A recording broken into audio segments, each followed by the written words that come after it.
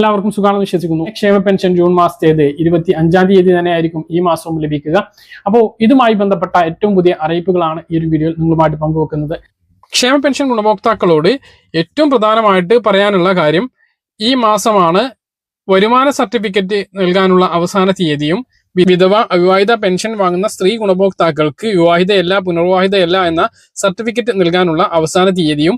അപ്പോൾ ജൂൺ 30-ന് മുമ്പ് ഇതെല്ലാം നൽകാൻ വേണ്ടി ശ്രദ്ധിക്കുക. അപ്പോൾ 5-6 മാസം മുമ്പ് പറഞ്ഞ കാര്യമാണ്.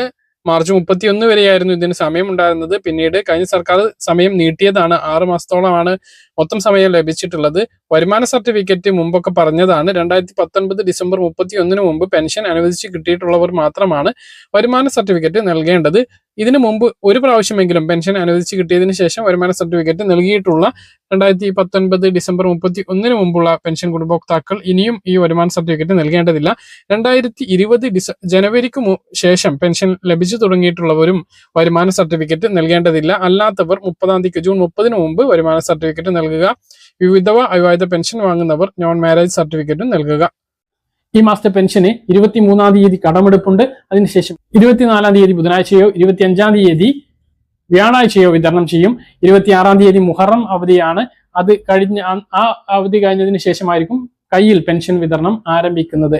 ഇനിയിപ്പോ പ്രചരണം ഉണ്ടാകും, മുഹറത്തിന് പെൻഷൻ കിട്ടിയില്ല എന്നൊക്കെ പറഞ്ഞു. ഇപ്പൊ വലിയ പെരുന്നാളിന് പെൻഷൻ കിട്ടിയില്ല എന്ന വ്യാപകമായിട്ടുള്ള പ്രചരണം ഉണ്ടായിരുന്നു.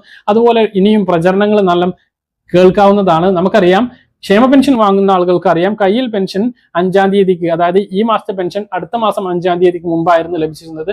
അതുപോലെ തന്നെ ഈ ഒരു ജൂൺ മാസത്തിലും പെൻഷൻ ലഭിക്കുന്നതാണ്. കെട്ടിട നിർമ്മാണ തൊഴിലാളി പെൻഷൻ ഈ മാസത്തേത് ഒരു മാസത്തേതാണോ എന്നറിയില്ല, ഈ മാസം ഉണ്ടാകും എന്നാണ് നമ്മൾ വിളിച്ചപ്പോൾ പറഞ്ഞത്. അവർക്കും കൃത്യമായിട്ട് കുടിശ്ശികയുടെ കാര്യത്തിൽ ഒരു വ്യക്തതയില്ല എന്നുള്ളതാണ്.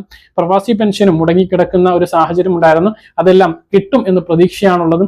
ഫോണിൽ ബന്ധപ്പെടുമ്പോൾ പലപ്പോഴും നമുക്ക് ഫോൺ കണക്ട് ആകാത്തത് കൊണ്ടാണ് ഇതുമായി ബന്ധപ്പെട്ട് കൃത്യമായിട്ടുള്ള ഒരു അറിയിപ്പ് നൽകാൻ കഴിയാത്തത്. സ്ത്രീ സുരക്ഷാ പെൻഷന്റെ കാര്യമാണ് ഏറ്റവും പ്രധാനപ്പെട്ട കാര്യം. ഈ ഒരു സർക്കാരിനോട് പറയാനുള്ളത് ഇത് തുടരണം എന്നുള്ളതാണ്. പാവപ്പെട്ട ആളുകൾ ഒരുപാട് ആശിച്ച പദ്ധതിയാണ്. അതുകൊണ്ട് തന്നെ ഈ ഒരു പദ്ധതി തുടരും എന്ന് തന്നെയാണ് പ്രതീക്ഷ. കാരണം മുമ്പുണ്ടായിരുന്ന സൈറ്റ് ബ്ലോക്ക് ഇപ്പോൾ ഓപ്പൺ ആയിട്ടുണ്ട്. വീണ്ടും അപേക്ഷ നൽകാനുള്ള ഒരു സാധ്യത തെളിഞ്ഞതുകൊണ്ട് തന്നെ പദ്ധതി തുടരും. UDF സർക്കാർ ഈ പദ്ധതി വീണ്ടും തുടരും. അതിനു വേണ്ടിയിട്ട് ബജറ്റിൽ ഫണ്ട് മാറ്റിവെക്കും എന്നുള്ളതാണ് ഇപ്പോൾ നമുക്ക് ലഭിക്കുന്ന വിവരങ്ങൾ. അപ്പോൾ സ്ത്രീ സുരക്ഷാ പെൻഷൻ ഈ മാസം 19-നാണ് ബജറ്റ് നടക്കുന്നത്.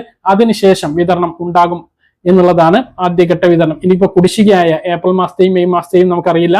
അത് ജൂൺ മാസം മുതൽ എന്തായാലും സ്ത്രീ സുരക്ഷാ പെൻഷൻ ലഭിക്കും എന്നുള്ളത് തന്നെയാണ് ഇപ്പോൾ നമുക്ക് ലഭിക്കുന്ന വിവരങ്ങൾ. പറഞ്ഞ കാര്യങ്ങൾ കൃത്യമായി മനസ്സിലാണെന്ന് കരുതുന്നു. ഇതുപോലെ ഇൻഫർമേഷൻ ലഭിക്കാൻ ചാനൽ സബ്സ്ക്രൈബ് ചെയ്യുക, ബെൽ ഐക്കൺ എനേബിൾ ചെയ്ത് വെക്കുക. മറ്റൊരു വീഡിയോ കാണാം.